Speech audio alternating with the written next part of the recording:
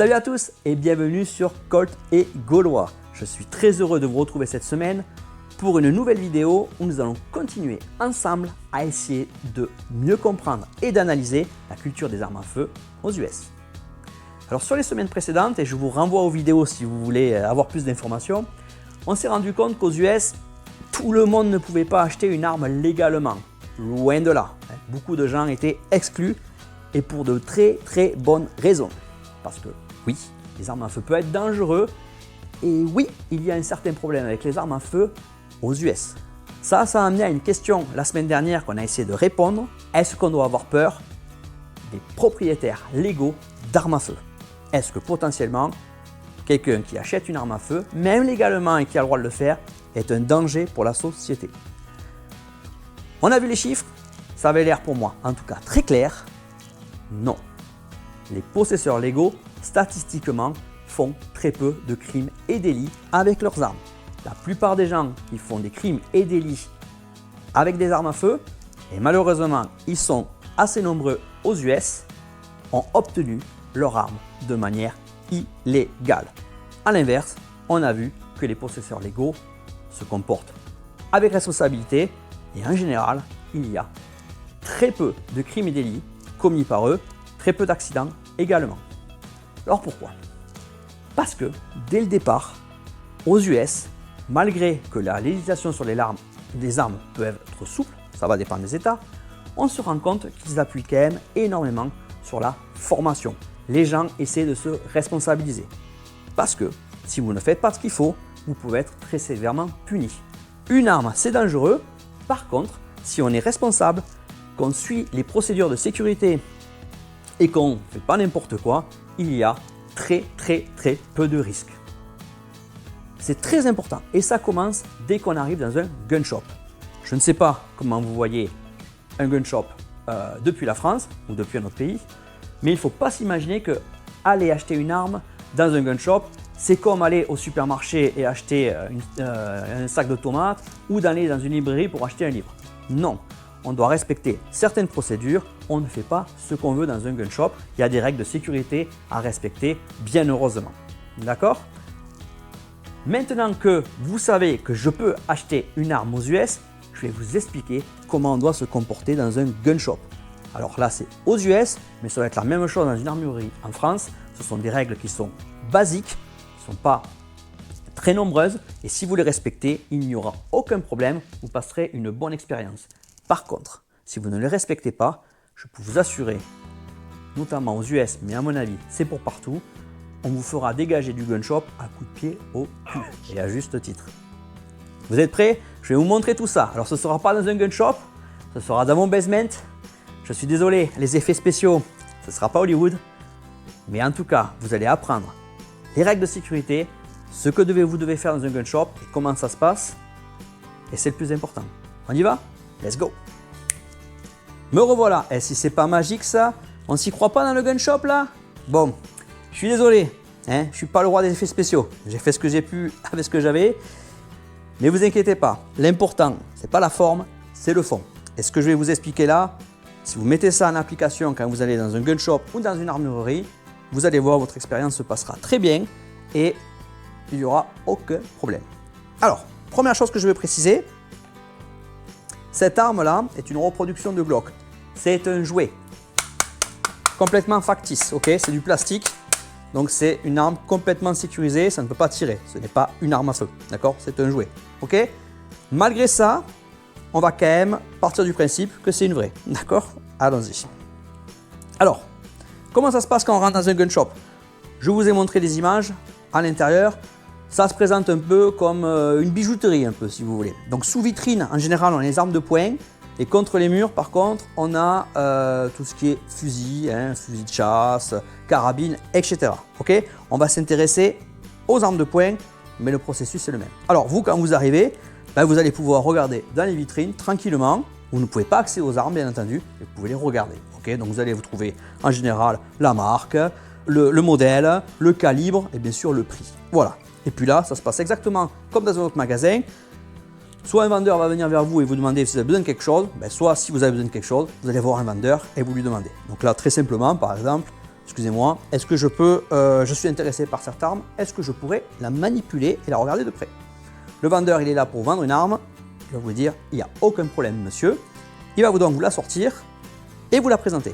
Mais il ne va pas faire ça n'importe comment, il va respecter des règles de sécurité, une procédure de sécurité qui se passe toujours comme ça dans tous les gun shops aux États-Unis et j'imagine que c'est dans la même chose dans les armureries en France ou que ce soit dans le monde. Ok? On y va? Vous êtes prêts? Je vais me transformer en vendeur et je vous montre ça. Let's go!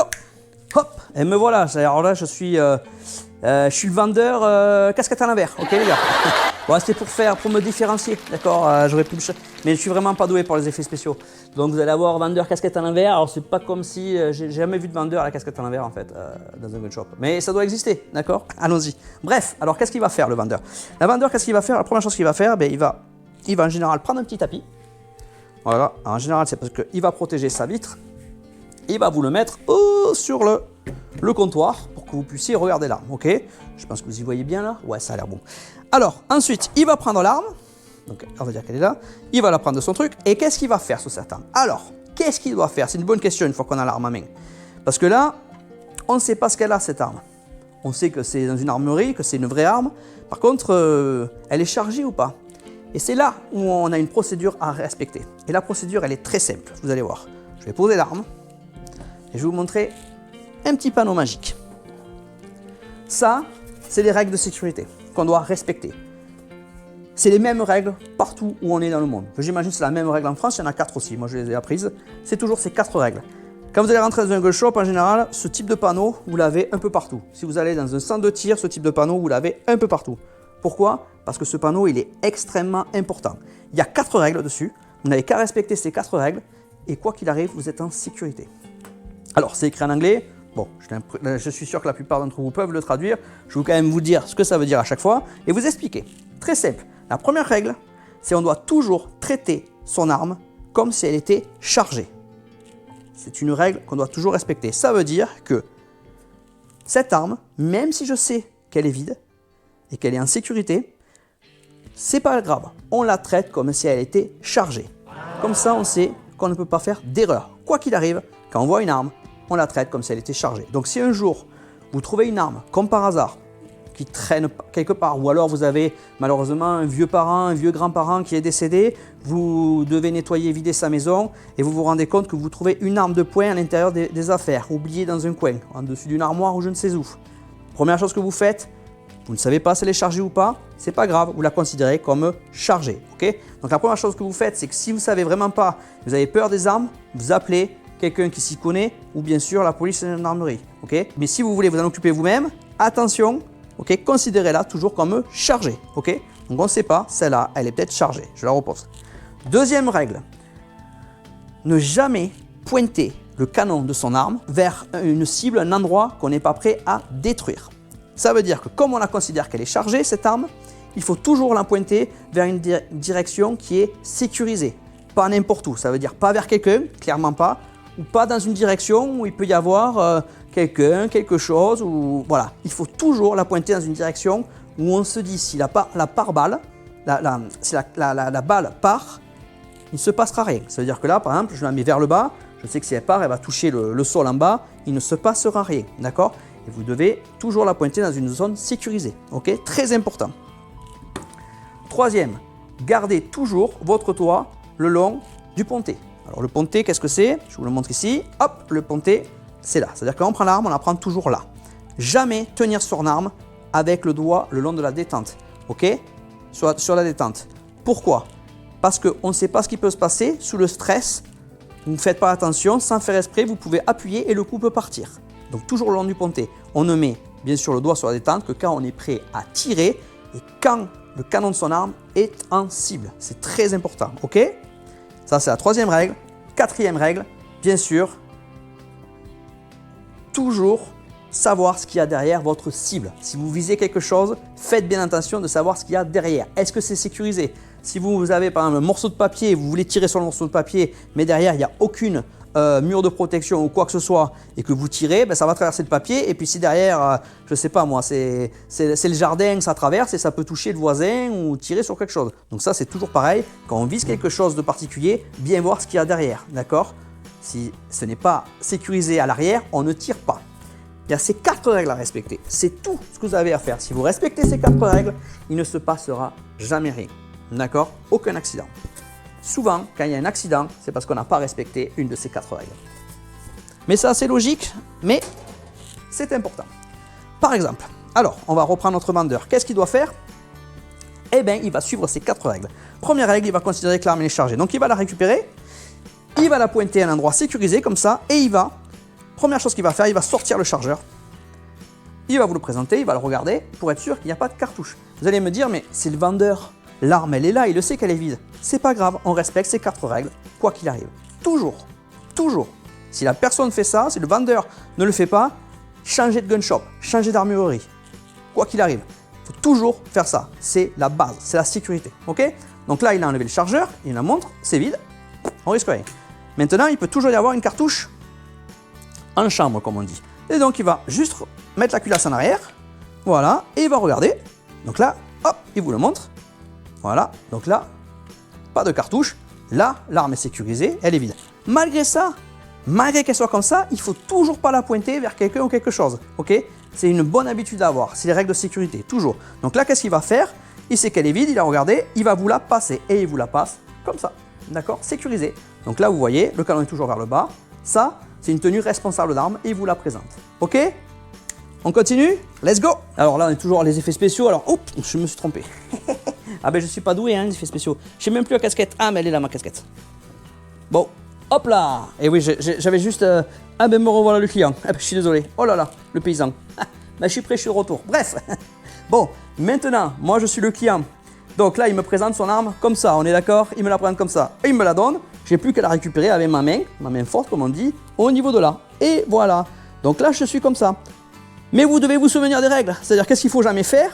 On est d'accord? Il ne faut pas s'amuser à la pointer et à la tourner vers le vendeur. Jamais. Ok? On ne fait pas ça. On ne s'amuse pas à faire n'importe quoi. On reste comme ça. Et là, on se met en sécurité. On peut regarder l'arme. Voilà, là, je suis toujours pointé vers le bas. Je sais, ça peut sembler bizarre. Elle est vide, l'arme. Mais c'est pas grave. C'est des bonnes habitudes. Si vous commencez à ne pas respecter les procédures de sécurité, quand vous serez sous stress, et on peut être sous stress rapidement quand on est avec une arme à feu, vous allez faire n'importe quoi. Si vous gardez ces habitudes tout le temps, vous les ferez tout le temps. Il n'y aura jamais aucun problème. Ça restera une habitude que vous avez presque dans votre ADN. Vous le savez, il faut faire ça, c'est comme ça. Bref, là je regarde l'arme. Bon, maintenant, disons que j'ai envie de ramener la culasse vers l'avant, regarder les organes de visée, voir si l'arme me plaît. Peut-être appuyer sur la détente. Est-ce qu'on peut le faire? Oui, mais il faut toujours respecter les 4 règles. Et il faut demander l'autorisation. Donc là, par exemple, je vais demander au vendeur ou à l'armurier, excusez-moi, est-ce que je peux ramener la culasse et essayer les organes de visée? Il va dire oui, il n'y a aucun problème. Donc là, souvenez-vous, vous devez là toujours pointer le canon de votre arme vers une zone sécurisée. Vous êtes dans un magasin, il peut y avoir des gens qui passent et tout ça. On ne pointe jamais une arme, même si elle est comme ça, vous le savez, en sécurisé, on ne le pointe jamais vers quelqu'un. Jamais. D'accord?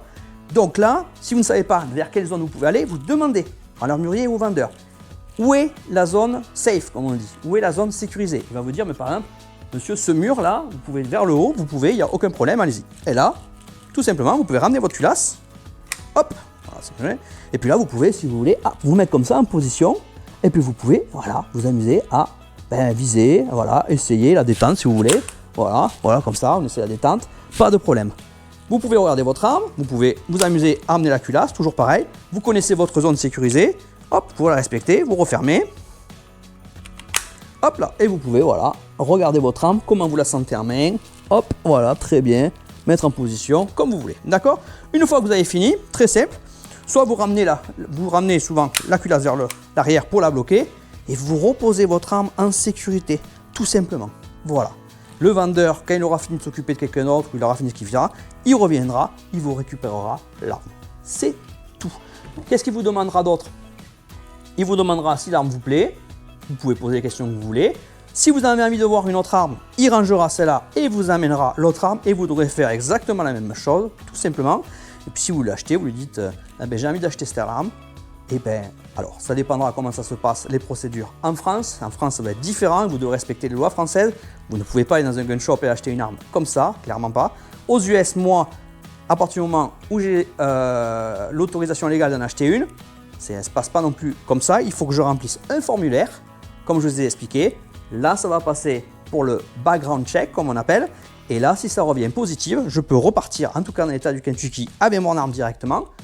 Si c'est en attente, il va falloir que j'attende la réponse. Des fois, ça prend quelques heures ou quelques jours.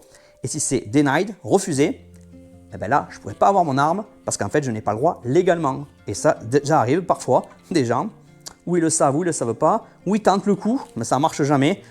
C'est des fichiers informatisés qui ont accès à vos informations judiciaires en plus. Donc, automatiquement, si vous êtes denied, vous serez denied partout aux US. OK. Si vous voulez donner votre arme, vous pouvez aussi la donner comme il vous l'a donné. Ça veut dire, hop, on la prend comme ça et on la présente comme ça au vendeur et il peut récupérer l'arme. OK. Et le vendeur, lui, il rangera son arme tranquillement quand il aura terminé sur son petit socle et le remettra en vitrine. C'est tout. Comme vous le voyez, la procédure n'a rien de compliqué. Il faut juste se souvenir de se rappeler des 4 règles de sécurité autour des armes à feu. C'est les mêmes en France. Okay. Si vous vous souvenez de ça, il n'y a aucun problème. Vous n'aurez aucun problème dans le magasin d'armurerie. Vous n'aurez aucun problème au centre de tir. Il faut toujours respecter ces 4 règles. Souvenez-vous-en, s'il y a une chose à retenir dans les armes à feu, c'est se souvenir de ces 4 règles. Vous respectez ça, vous avez fait déjà un grand pas et vous éviterez tous les accidents. Bref, voilà. Donc, vous inquiétez pas si un jour vous allez dans une armurerie, vous voulez découvrir le tir sportif par exemple, c'est votre première fois. Vous êtes aux US par exemple et vous avez l'autorisation légale d'acheter une arme à feu et vous voulez en posséder une. Respectez juste ces règles-là. Vous verrez dans un gun shop après, les gens sont très gentils, ils vous renseigneront. La seule chose qui est importante pour eux, c'est que vous respectez les consignes de sécurité. C'est très important. Ils sont à cheval dessus, en tout cas moi où je vais, ils sont très à cheval dessus. C'est normal, c'est important. Et en tant que citoyen responsable, si vous voulez posséder une arme à feu, la première chose à faire, c'est de bien se renseigner sur les consignes de sécurité parce que c'est votre responsabilité que ça se passe bien. Prochaine vidéo, vous verrez l'arme que j'ai décidé d'acheter et pourquoi je l'ai achetée. Je vous montrerai un petit peu ça rapidement et puis on discutera après de plein d'autres sujets derrière. Qu'est-ce que je peux faire avec mon arme aux États-Unis et plein d'autres choses. J'espère que la vidéo vous a plu. Si c'est le cas, n'hésitez pas à liker, abonnez-vous. Laissez-moi en commentaire si vous avez des choses à rajouter sur les consignes de sécurité, si vous avez des questions à ce sujet-là. Dites-moi aussi si ça se passe différemment en France ou dans les autres pays, ou peut-être dans un autre État aux US. Enfin, n'hésitez pas à commenter. Et puis moi, je vous dis à bientôt, à la semaine prochaine. Allez, bye!